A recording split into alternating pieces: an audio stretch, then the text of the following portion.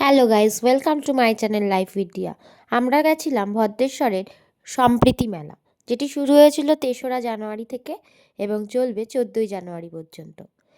এই মেলা প্রতিটা জায়গায় জায়গায় হচ্ছে। আমি কিছুদিন আগে রিসরা মেলাতে গিয়েছিলাম, আর আজ আমরা আমার ছাত্রছাত্রী এবং বন্ধুকে নিয়ে চলে গিয়েছিলাম ভদ্রেশ্বর সুভাষ ময়দান সম্প্রীতি মেলা। এই সম্প্রীতি মেলায় বিশেষ আকর্ষণ হচ্ছে পুষ্প প্রদর্শনী, যেটা অন্য জায়গায় সচরাচর দেখতে পাবেন না। শিল্পীদের ছোঁয়া এখানে ফুল এবং ফল সাধারণের চেয়ে খুবই আকর্ষণীয়। এখানে দেখুন বাতাবি লেবুর সাইজটি দেখুন একবার।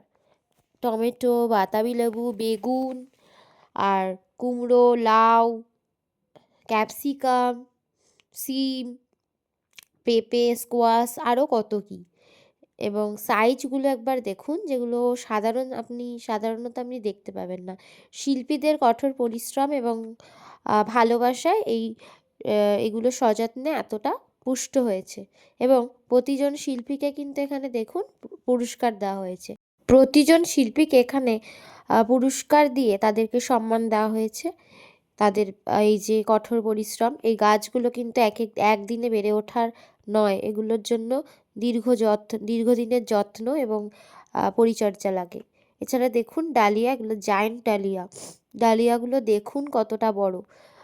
এছাড়া রয়েছে চন্দ্রমল্লিকা, ঝাঁকে ঝাঁকে চন্দ্রমল্লিকা, মানে তাছাড়া সূর্যমুখী, পিটুনিয়া, এগুলো সূর্যমুখী না, এগুলো হলো পিটুনিয়া। এছাড়া আরও কত কিছু, আমি তো সবার নামও জানি না। ফল আর হচ্ছে গাছও রয়েছে এখানে। এই গাছগুলো দেখুন কি সুন্দর, প্রজাপতির মতো, একটা অন্যরকম। এই ফুলের বীজটা বাইরে হয়ে আছে। এরকম অসংখ্য অসংখ্য সুন্দর জিনিস আপনারা এখানে গেলে দেখতে পারবেন। অবশ্যই আসবেন একবার, যদি কাছাকাছি থাকেন মিস করবেন না, মিস একেবারেই করা যাবে না। এগুলো বিভিন্ন পাতাবাহার গাছ ছিল, এছাড়া বনসাই ছিল। বনসাই হলো সেই ধরনের গাছ যেগুলো প্রথমে মানে বড় গাছগুলোকে ছোট আকারে করা হয়, এটাকেই বলে বনসাই। জাপানে এটা প্রচলন হয়েছিল, তবে এখন সব জায়গাতেই বনসাইয়ের প্রচলন দেখা যায়। বনসাই একটা খুব কঠিন কাজ, যে একটা বড় গাছকে ছোট আকৃতি দেওয়া। তো এটার জন্য খুব একটা মানে প্রশিক্ষণ লাগে এবং সেটার পদ্ধতিটি জানতে হয় ভালো করে। এছাড়া এখানে কি সুন্দর সুন্দর গাছ ছিল, বনসাই তো অনেক ছিল, এগুলো সবই বেশিরভাগ বনসাই দেখতে পাচ্ছেন। বনসাইগুলো সারি সারি দিয়ে সাজানো ছিল। এই গাছটার আমি নাম জানি না, গাছটার ফুলটা একটু অন্যরকম, ফুল না পাতা বলতে পারবো না। তাছাড়া ছিল অর্কিডগুলো ঝুলন্ত অবস্থায় দেখতে হেভি ভালো লাগছিল, দারুণ। এবং এই অর্কিডের কিন্তু খুবই দাম। এই অর্কিড গাছগুলো বাজারে কিন্তু খুবই দামে বিক্রি হয় এই ফুলগুলো। এছাড়া গোলাপটা তো অসম্ভব সুন্দর, হলুদ গোলাপটা আর এই লাল গোলাপটা, লাল নয় এটা চেরি কালারের গোলাপটা, দারুণ ছিল। তারপরে মেলায় চলে গেলাম আমরা। মেলাতে সমস্ত রাইড বসেছিল, নাগরদোলা, তারপরে বাচ্চাদের গাড়ি, তারপরে হচ্ছে টয় ট্রেন, ময়ূরপঙ্খী, তারপরে হচ্ছে মিকি মাউস, ট্রাম্পোলিন। এছাড়া বাচ্চাদের একটা নতুন জিনিস দেখলাম, প্লে রুম, যেগুলো মলে থাকে। তো আমি প্রথমবার নাগরদোলায় চাপলাম, খুবই ভয় লাগছিল। তো নাগরদোলায় চাপার অভিজ্ঞতা আমার প্রথমবার। একটু আস্তে করবেন আমাদের, হ্যাঁ আমরা অত জোরে পারবো না, ভয় লাগছে। তো এই যে নাগরদোলায় চেপে খুব চিল্লাচ্ছিলাম। তারপরে আমরা চলে গেলাম ব্রেক ড্যান্সে। নাগরদোলায় চাপার পরে তো ভয়টা কমে গিয়েছিল, তো ব্রেক ড্যান্সে তেমন কোনো ভয় লাগেনি। আর এখানকার ব্রেক ড্যান্সটা আমি আগের বছরও চেপেছিলাম, একটু কমই ভয়ানক। ওরা আলাদা চেপেছে, আমি আলাদা, আমি আর সোহিনী একসাথে চেপেছি।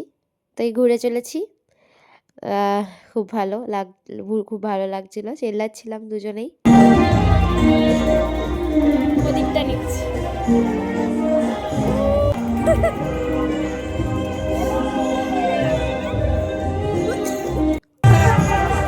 কেমন লাগলো?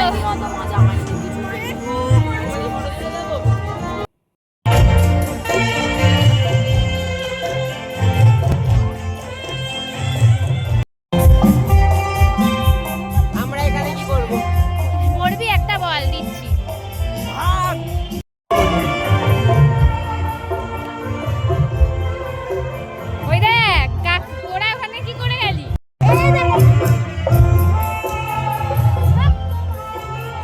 অন্যান্য সম্প্রীতি মেলার মতো এইখানেও কিন্তু বিশেষ আকর্ষণ হচ্ছে সঙ্গীত। এই সম্প্রীতি মেলায় প্রতিদিনই কোনো না কোনো বিখ্যাত শিল্পীরা আসছেন তাদের সঙ্গীত পরিবেশন করতে। বিগত দিনগুলোতে এসেছিল হচ্ছে লোপামুদ্রা, রাঘব, সুরজিৎ, সহজমা, জোজো, এছাড়া আরও অনেকেই এসেছিল। সকলের নাম এই মুহূর্তে আমার মনে পড়ছে না। বিখ্যাত বিখ্যাত শিল্পীরা এসেছিল এবং আজকে এসেছিল হচ্ছে সারেগামা খ্যাত শিল্পী চন্দ্রিকা। এছাড়া কিন্তু একজন স্যাক্সোফোন বাজাতে এসেছিল, তার আমি নামটা জানি না। আমরা মেলাতে একটু দেরি করে গেছি বলে 7:30 হয়ে গেছিলো, তো আমরা খুব একটা বেশিক্ষণ মেলাতে কাটাতে পারিনি। মেলা ঘুরতে ঘুরতেই আমাদের সময় চলে গিয়েছে। আর মেলাটা এতটাই বড়, কী না পাওয়া যায় মেলাতে, জামা কাপড় থেকে শুরু করে খাওয়ার দাওয়ার এত স্টল যে ঘুরে শেষ করতে পারবে না। বরিশালের পিঠে এসেছিল, এছাড়া আরও অনেক কিছু। তো মেলাটা আমার খুবই ভালো লেগেছে। তোমাদের একটুখানি চন্দ্রিকার গান শোনাই।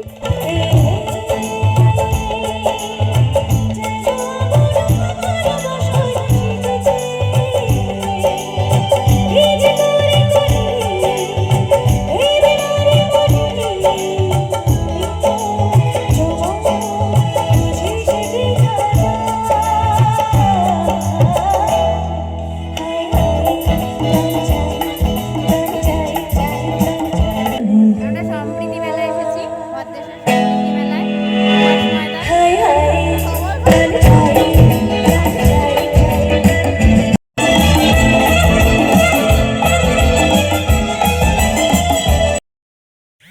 গান শুনতে থাকলে তো শেষই হবে না, মনে হবে যেন সেখানে বসে সারাক্ষণ গান শুনি অনুষ্ঠান শেষ হওয়া পর্যন্ত।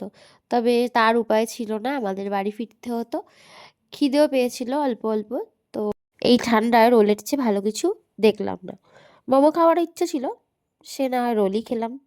এখন প্রায় 10:45, তো আমরা বাড়ির দিকে রওনা দিলাম। Tata, bye bye. আমি বলবো তোমরা অবশ্যই অবশ্যই একবার সুভাষ ময়দান ভদ্রেশ্বর সম্প্রীতি মেলায় যেও, এবং আমার ভিডিও ভালো লাগলে চ্যানেলটাকে সাবস্ক্রাইব করে দিও, ভিডিওটাকে লাইক করে দিও। Tata, bye bye.